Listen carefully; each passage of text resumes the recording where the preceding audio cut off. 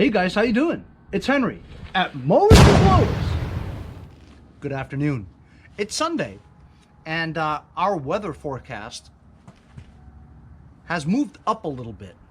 They're expecting the snow to start midnight tonight, so it'll be Monday morning, and the predictions went from 4 to 10 inches to 6 to 12 inches, and now it's 6 to 16 inches. So we'll see what actually happens, but it looks like we're gonna get something, you know, and not nothing. We may get significant snow. When it first starts, it'll be midnight tonight, and of course it will be below freezing. Initially, they had it at 36 degrees, and it would be sleet to start off with. But the storm is apparently moving rather quickly, that it's pushed up a day. So instead of Tuesday, we're actually getting it tomorrow, Monday. So I have to get ready. So for snow preparation, there's a lot of things to do, especially for somebody like me who has so many different pieces of snow equipment that I want to try out. And I haven't tried some of these out for the longest time because we haven't had much snow in the East Coast in the past couple of years. First thing I'm going to do is I'm going to clean out this garage a little bit so that I can get my Blue Bayou GT6000 Craftsman tractor with the snowplow.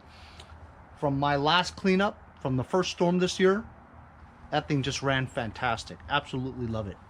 But the right rear wheel is flat. It's a pain in the ass to put air into those tires because I have wheel weights, 12-inch wheel weights in that rear wheel. And you have to first take the wheel weight out because the nozzle to put air in is being blocked by the wheel weight. So I'm gonna take the wheel weight off, put some ATF into it to seal whatever slow leak is in there, and then pump the tire and put the wheel weight back on. In addition, I'm going to blow out the garage of the leftover leaves that I've just had in the past couple of months and blow it to the straight, because when the snowplows come, it'll just plow the leaves along with the snow somewhere else, just not here. I have this electric snowblower that I need to do a review on, and it'll be the first thing I use for the snowstorm. I'm going to pull out that tractor and then get 3 snowblowers out of the backyard. I also have another plan. So the plan last time was that I had my 2 cars over here parked as they are, right? Maybe the Mercedes should be a little bit more in, right? But I left this entire driveway over here completely empty. My wife's car and my van were on the street. So as a result, when the snow first came, the plows came and they plowed both cars in there. So I had to spend quite a lot of time digging out the van and my wife's car. So my wife was telling me that maybe this time we should put the Mercedes here, put the van behind the Mercedes, and leave one area in the middle so I can get a snowblower out to clear what the snow plows block us into, if you're following what I'm saying. And that'll save me the trouble of clearing that stuff out because the plow would have already done it. So I think that'll be a better plan, because it looks like between the 2 Mercedes there, you can get a snowblower through there, you know? And at least get the snowblower out on the street so I can clear the snowplow wall that they do to every driveway when they first start plowing early in the morning.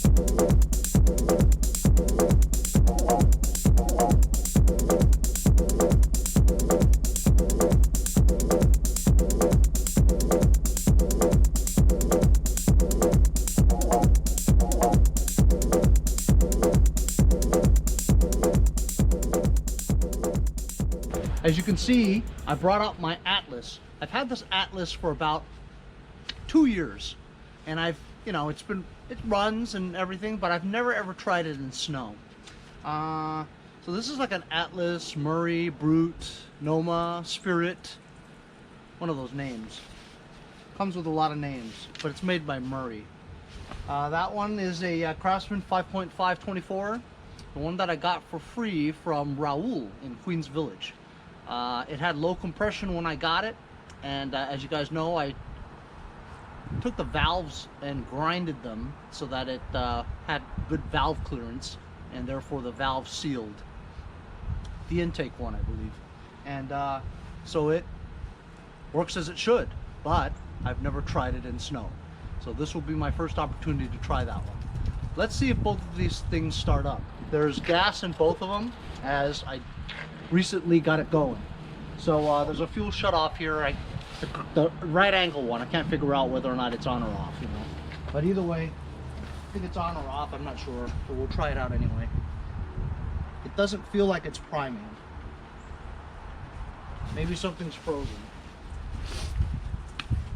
It's on choke, high throttle.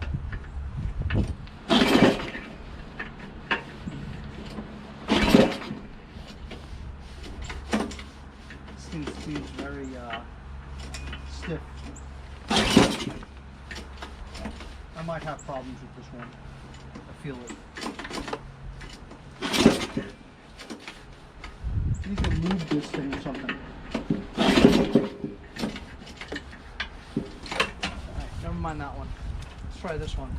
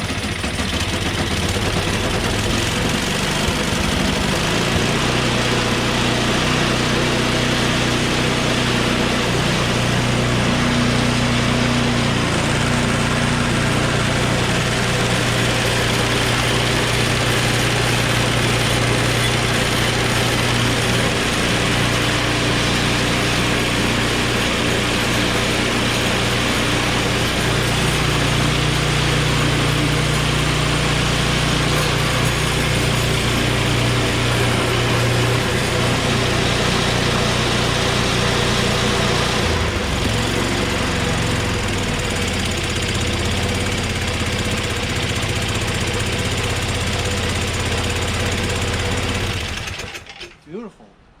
It started up right away. Good news. This one here is very stiff. I don't know why.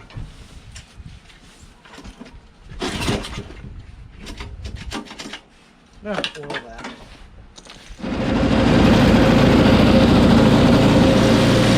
I just blew some card spray in there to start it up.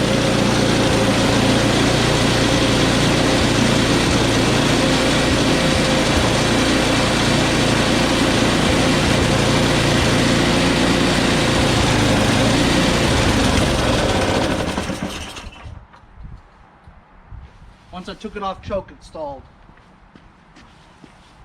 And this recoil doesn't recoil back.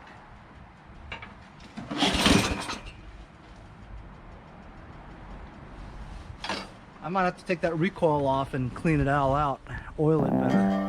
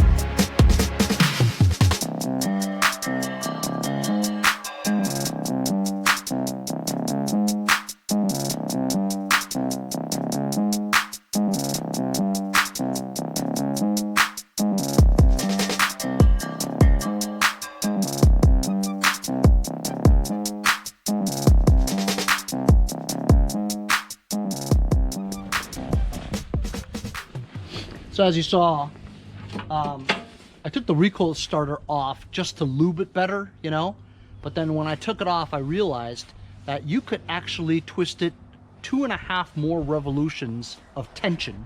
It was so low on tension, which is the reason why. So I took the rope back out again, recoiled it till you can't turn it anymore, stuck the rope in, made the knot, and now it's at full tension. While it was off, I oiled the innards.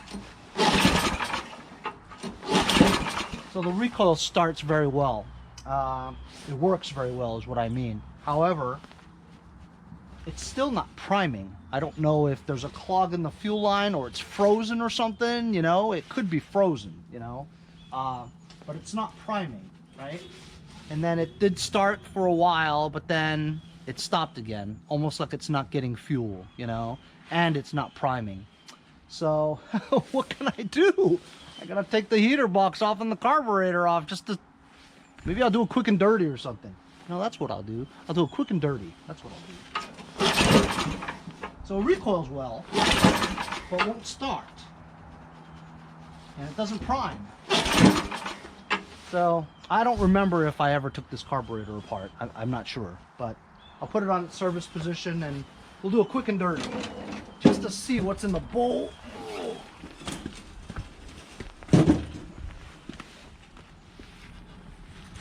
Half-inch wrench for the nut on the bottom. Looks loose enough.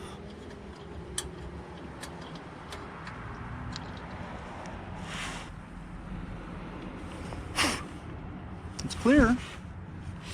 Let's see what's in the bowl. It's clearing, see? I don't think it's getting any gas though.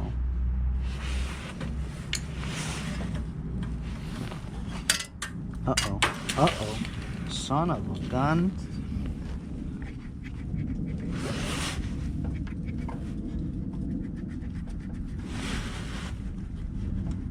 Remove this primer hose here.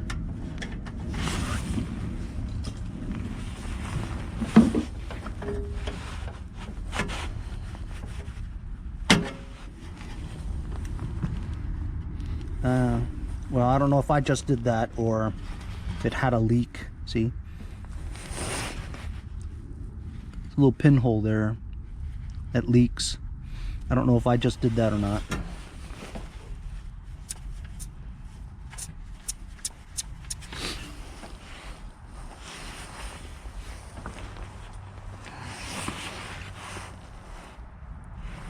Just gonna cut this part where there's a hole.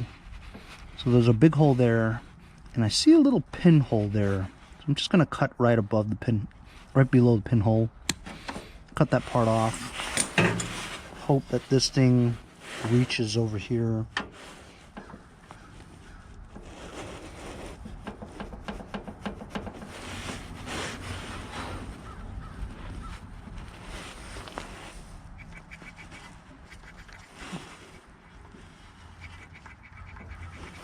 Sounds better.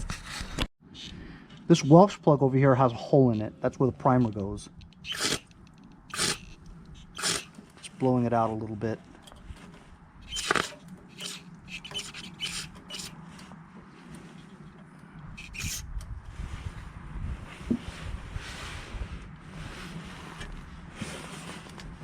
Check this jet nut.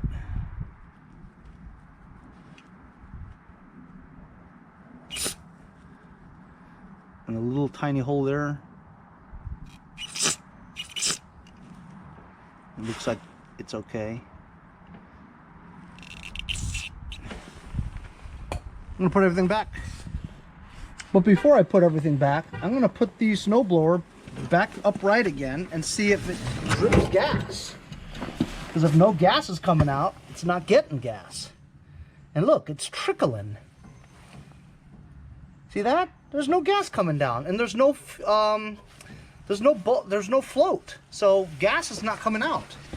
I'm gonna turn the fuel shut off now. Turn it to the other direction, and nothing comes out. So I've got a clog in the fuel. That's why it wasn't getting fuel. You know, So I've got no fuel. So guess what? I'm gonna have to end up taking this whole heater box off and see why there's no fuel.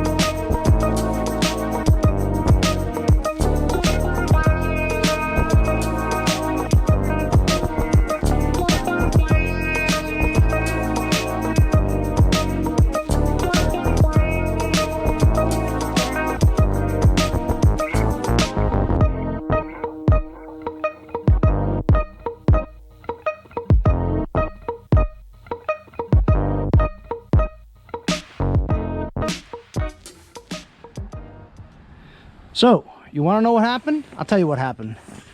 I just could not figure out what was going on, right? So it was the fuel shutoff thing. It's just weird, okay?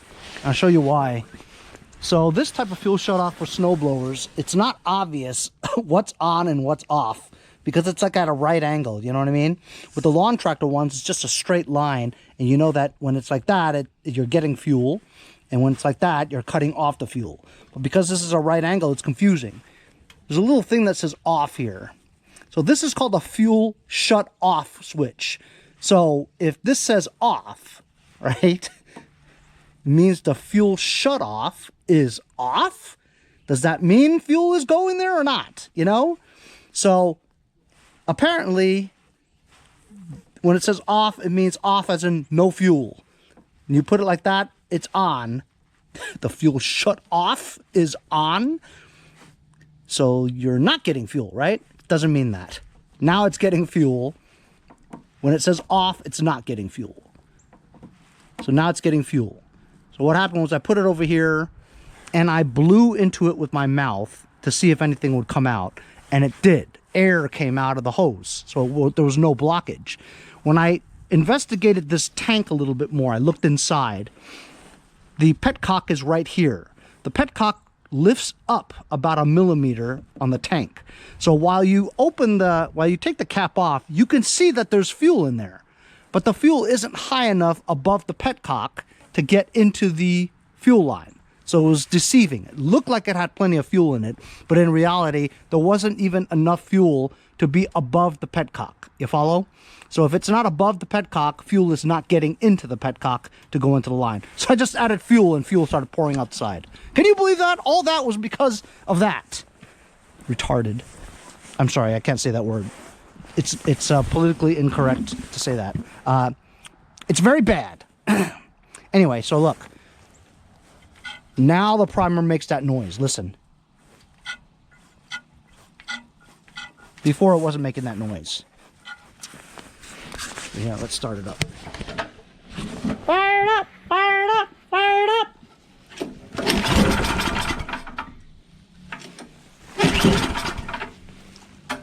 Just running it.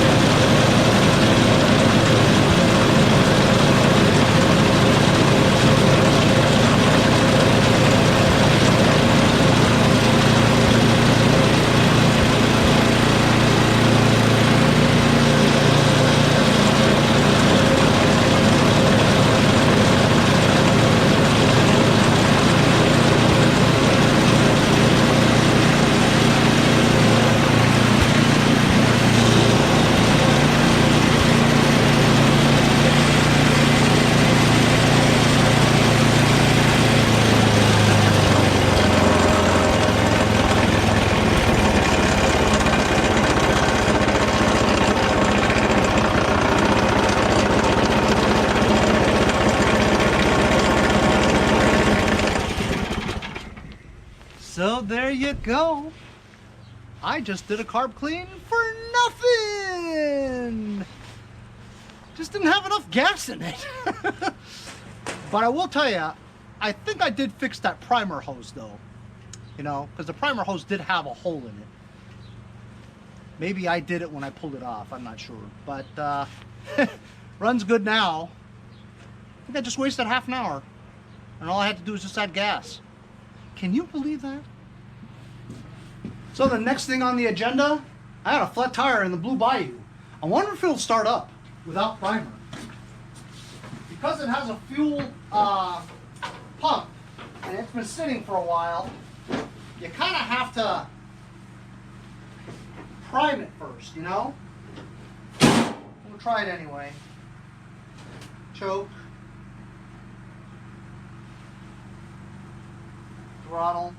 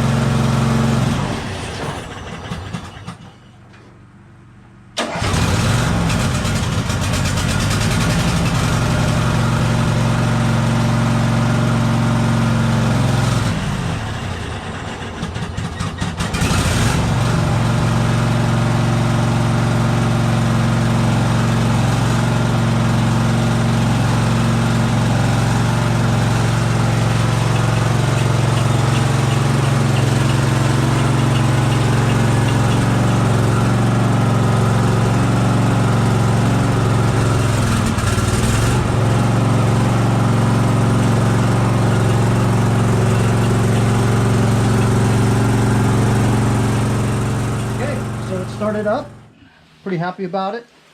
I'm going to add some gas because I know I'm going to be using this quite a bit tomorrow, and there's not that much gas in there from what I could tell. This thing takes a lot of gas in there, so I'm just going to put a decent amount because I did have to refill it last time when I was playing in the snow. Okay, so I can see it. I don't know if I want to put so much into it, you know, because I don't expect to have another storm this year. I'm thinking this is the last one. Anyway, today I'm going to be putting in a little bit of this fuel stabilizer from my friends over at Lucas Oil Products. Put a decent amount of gas in there, so that's about 2 or 3 ounces. That's all you need. Let it percolate in there. Helps dilute the ethanol, prevent it from breaking down, but I have a feeling we're going to be using most of this gas anyway. As you can see from this tire, it's flat, and the nozzle is underneath that wheel weight. So I'm going to have to take that wheel weight off so I can pour some ATF in there. It's 2 9/16 bolts.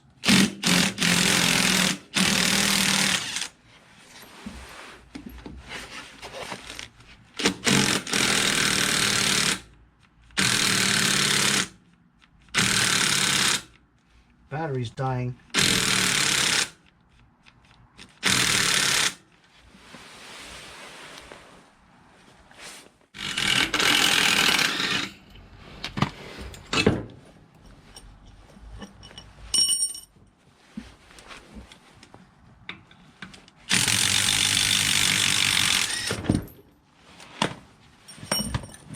There it is.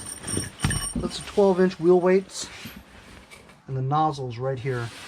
So I'm going to put some ATF in here and let me get that valve. Got this valve remover here. Remove the inner valve of the stem of the tire. Just screws out counterclockwise. There you go. I just filled up my little trusty bottle here with some Semi-synthetic automatic transmission fluid. Multi-vehicle. From my friends over at Lucas Oil Products. Gotta get that in there. So this little hose fits right on there. And I'm just gonna squeeze some in there. I don't think I ever put any in here because this is a 23-inch tire, big.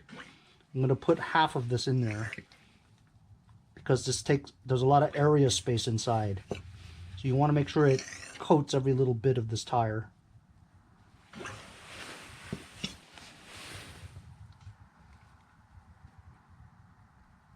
Some's gonna drip out as long as you get mostly all of it in there.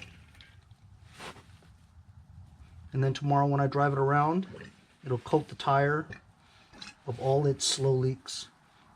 But it's a very slow leak, so the air will last until at least tomorrow.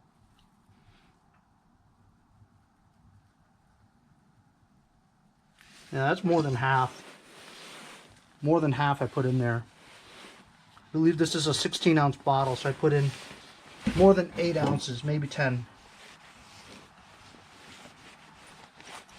Put the valve back in, blow up this tire with some air. Got my air compressor on now.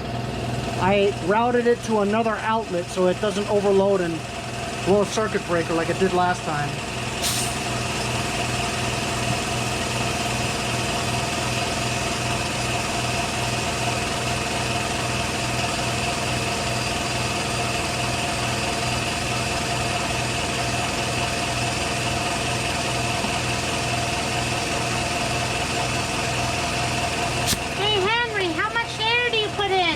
I don't know. Just enough to make it hard. That's not hard enough. It's gotta be hard. Gotta be hard? Yeah, hard. How hard? Well, you feel it like, oh, that's good.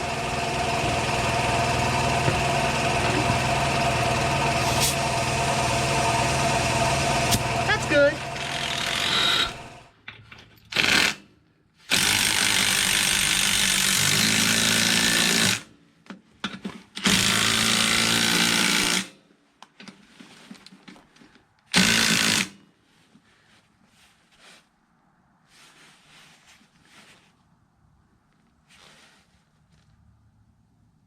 So these go in right into 2 lug nut bolts. So there's 5. Take 2 of them out to put these on. 3 holds the wheel on, 2 holds the weights on there. I didn't do it all the way in because I'm afraid that the valve would break, you know what I mean, from the pressure. I don't hear anything, so I don't think anything's leaking. We'll find out tomorrow, but looks like I fixed this up. So there you go. I got the Blue Bayou ready to go for tomorrow. I've got my Atlas ready for tomorrow. Got the Raoul 5.5 24 Craftsman ready. We've never tried that or this in the snow, so I have to try to do it tomorrow. But I'll be using this first. This is a Lithelli 40 volt lithium ion powered, battery powered, single stage plastic auger snow blower. It was sent to me about a month ago for a review. I unboxed it and did a slight review over at my buddy Andy from Jericho's house, but all he had was leftover slush and it didn't do a good job. So I wasn't going to release it with that type of test. I wanted to give it a fair test. If it sucks, it sucks. But if it actually throws snow, I'll say so. We'll try that tomorrow when the snow comes. Got my little can full of sand and salt ready in case I need it. Moved my wife's car to the left. I've got my van over here too, so that now I have a clear path for at least one snowblower to get to the outer area over here to clear out all the stuff that the plows would have blocked me in overnight.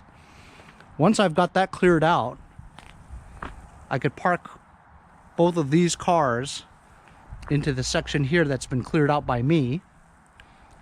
And then I could do my driveway cleanly. And that's when I'll be able to pull out my Blue Bayou. So that's my plan for tomorrow's snowstorm. If it indeed is 6 to 16 inches, it'll be quite a day. Quite a day. But that's preparing for a big snowstorm here in Long Island. This will be the second one. If we indeed get that much. But we'll find out tomorrow. Thanks a lot for joining me on today's Preparing for the Storm video. I unnecessarily cleaned the carburetor on the Atlas because there was no gas. Duh. Put some ATF into that right rear tire of my Blue Bayou. Took the wheel weights off, put them back on again. And now it should be good for tomorrow with no leaks. I'm going to try this one out tomorrow, see how the power is, given that I grinded the valves in an unconditional manner. But it runs and starts and seemingly will blow. And we're going to try out this electric snowblower. Stay tuned for that episode. We'll see you guys next time on Mowers and Blowers.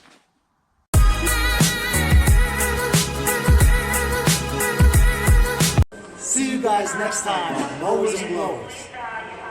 Hey, if you guys enjoyed the video, remember to give me a like. Also, comment below. Subscribe. Remember, it doesn't cost anything to subscribe. It's free, right? Also, hit that little bell. That way you'll get post notifications whenever there's a new video and you won't miss out on any of them. Remember to follow my Instagram and Facebook, as well as if you'd like to donate $1 or $2, paypal.me/mowersandblowers. Really appreciate all the support. Also, to keep the videos coming every day, support the channel. Bye.